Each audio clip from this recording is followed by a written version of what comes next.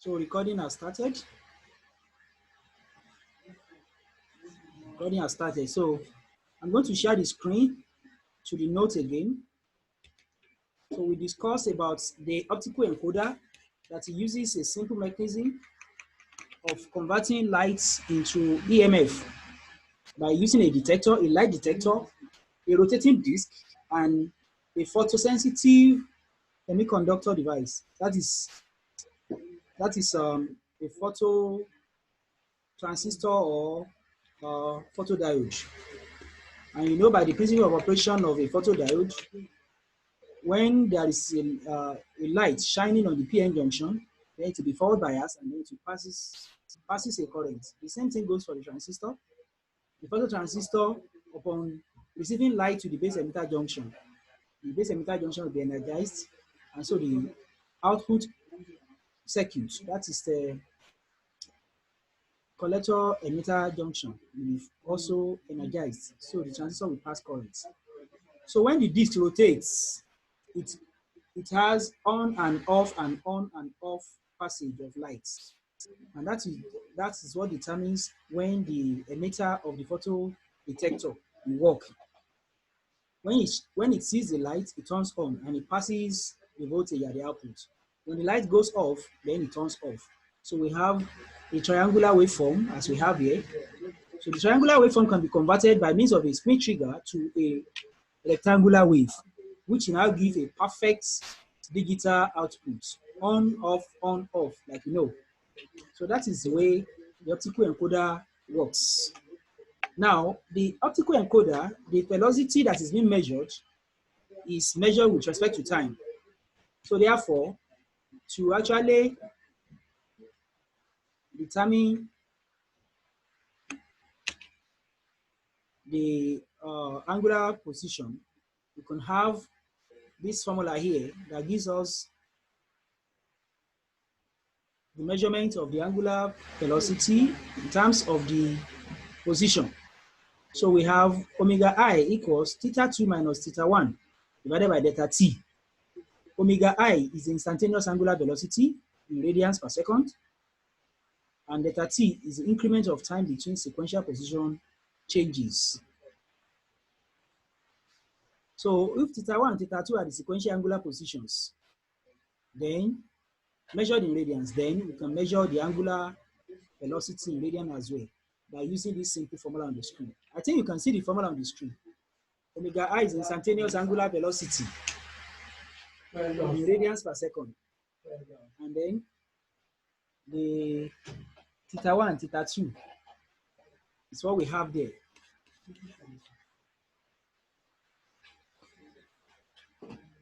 So I think I gave you an assignment. One calculation, the first assignment that you submitted on the portal, it was based on this formula. Do you remember that? Miriam, it's only Miriam that remains on the Zoom. Hey, yes. Yes, it was based on this formula. Your colleagues have disappeared. Donsi has disappeared. Fumi has disappeared on the Zoom class. But I will still continue with only you because I'm recording it. Then later on, they can also listen and watch the lecture. I think you hear it, Miriam. Miriam.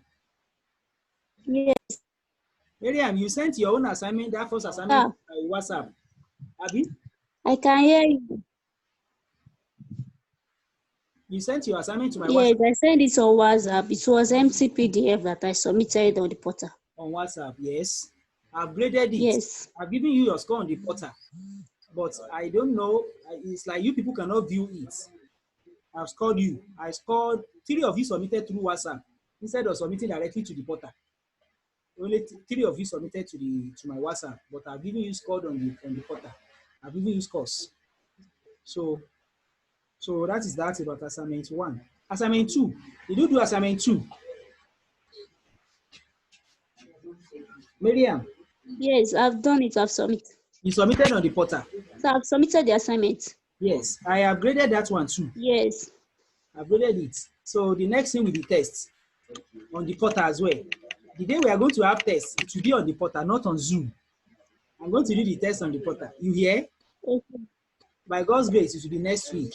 Next week. How will the test go on? You said? Okay, will it be Okay. Will it be in form of objective or how? How will the test go? Written. You will written and solve it. When you finish, Hello? are you listening? Written. You will write it. When you finish, you will take your phone and snap it and I'm upload it to the listening. portal for me. It is what you wrote on your script that you snap with your phone and upload it to the portal as a file. Oh, So I will now mark that one. I will open it on my system and read it and mark it. So you won't have the opportunity of sending the file to your friend like you did in WhatsApp for the assignments. You will do it and submit because there will be time. After the time has gone, you won't be able to submit again. You will put the time of submission there, maybe after 30 minutes or 35 minutes. If you don't submit, then you can't submit again. Then I will not collect that one from WhatsApp. I think you hear it. So I'm telling you now so that everybody that listens to this lecture I recorded, all right. understand. Okay, let's look at float transducer. Miriam, are you there? Let's look at the float transducer. I'm here. Good. The float transducer is a level transducer. We're able to measure the level of storage of liquid or whatever in a tank. We want to know the level, what is the content of the tank? Is it full or empty, middle full, half full, or wherever it is?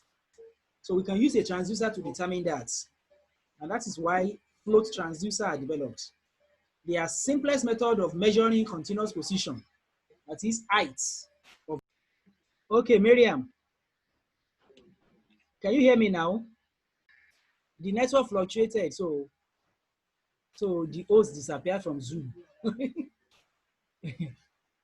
You are made the host briefly. Zoom assigned you as the host for the time I was away.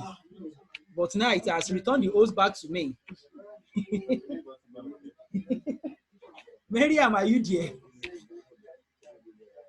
Use your mic.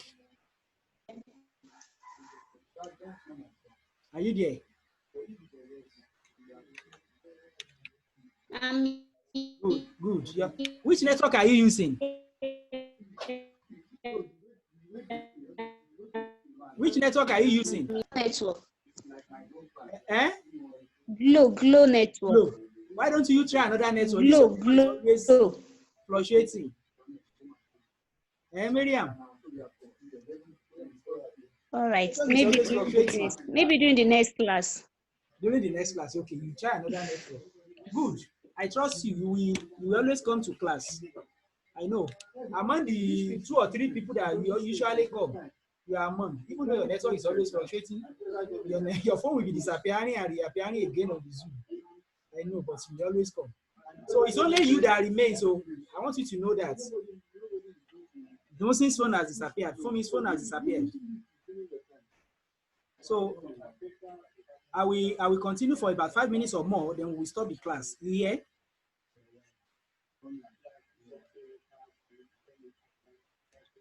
All right.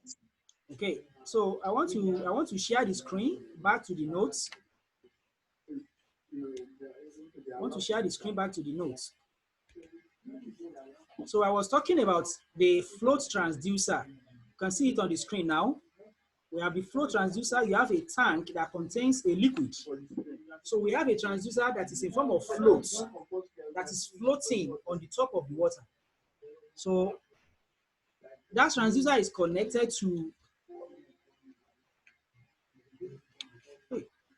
this Zoom now. Wahala, this network is poor. Okay.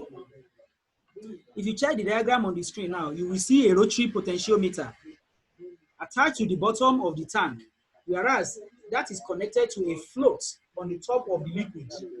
As the float is going up and down, it will be moving the wiper on the potentiometer.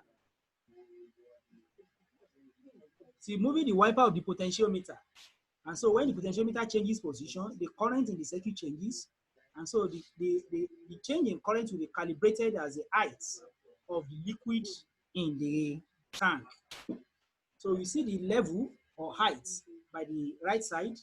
Then we have a rod that connects the float to the potentiometer. So when the liquid content of the tank moves up or down, the float goes up and down with it.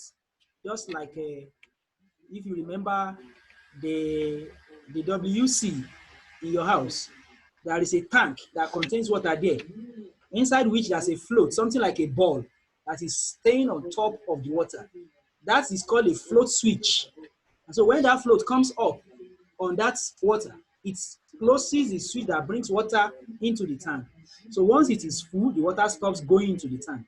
By the time you flush the WC, the water goes down from the tank to the WC, and then the float goes down. Then it will open the switch that closes the water. Then the water will begin to come in, come in. As it is coming, it is raising up the float. When it is fully filled, when the tank is fully filled, then the float comes to the maximum position and it closes up the switch. Then no water will come in again. So in a similar manner, we have these floats on the float transducer. So the float goes up and down in the tank according to the level of the content of the liquid.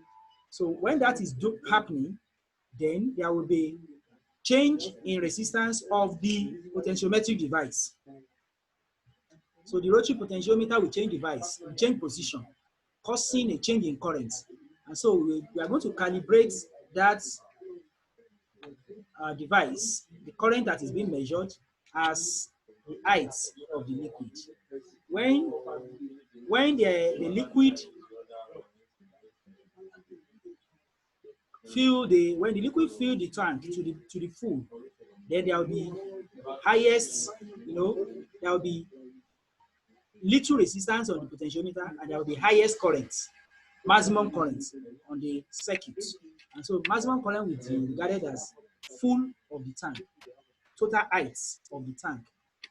When the tank is empty, the float comes to the bottom of the tank, and then there will be highest resistance on the potentiometer, which results into the minimum current in the circuit, and that will be calibrated as the empty of the tank. Now, this float potentiometer, float transducer, is used in motor vehicles to determine the level of fuel in the car that will be shown on the dashboard. There's a float in the gasoline tank of the motor car. There's a float switch there that is floating, that is actually determining the level of fuel in the tank. So that float works with a potentiometer that changes the current in the circuit. When the tank is full, you see the indicator on the dashboard goes to the full.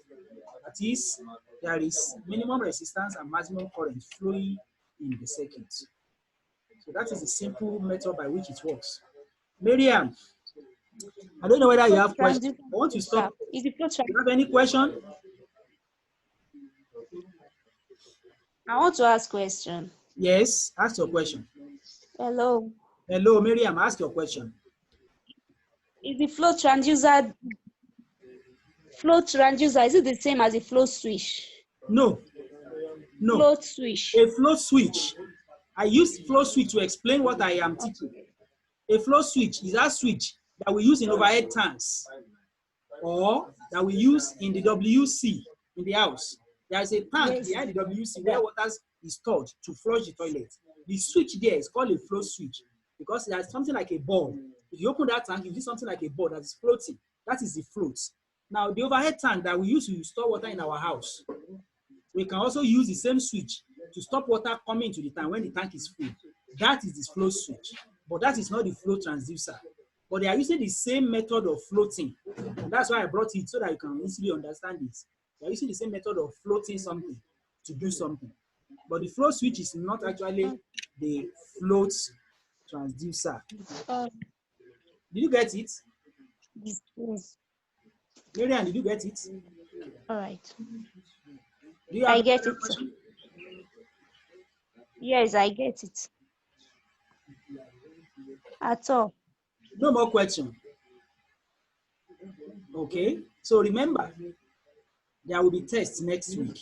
Yes, no more question. Over 30 or 35 minutes. It's a written test. All right. Everybody will write it on a paper. You will snap it on your phone and upload it to the portal for me. I'll give you time. When the time elapses, you cannot submit it again. tell the other ones that didn't come to class. And then when I will post this video into your WhatsApp so that you can send it to them and let them watch it. I'm very sure the school management will do something that will surprise you people. Whenever Okay. they ease this lockdown fully and they open school, they're going to give us only 4 weeks to finish all the lectures and write exam. Only 4 weeks or 3 weeks. So it means all this lecture I'm giving, I will not repeat it. It is gone. I will focus on the remaining chapters because we won't have much time. We won't have much time for the theory and the practical. And then the final test in school. So that is it. So please inform your friends to take this matter of Zoom class serious. Take it serious. Is that clear? All right. All right? All Yeah, right. I think we can end it Thank you. now. I think we can end it. Yes, we can end the class. Okay? We can end it. So until another time, bye-bye.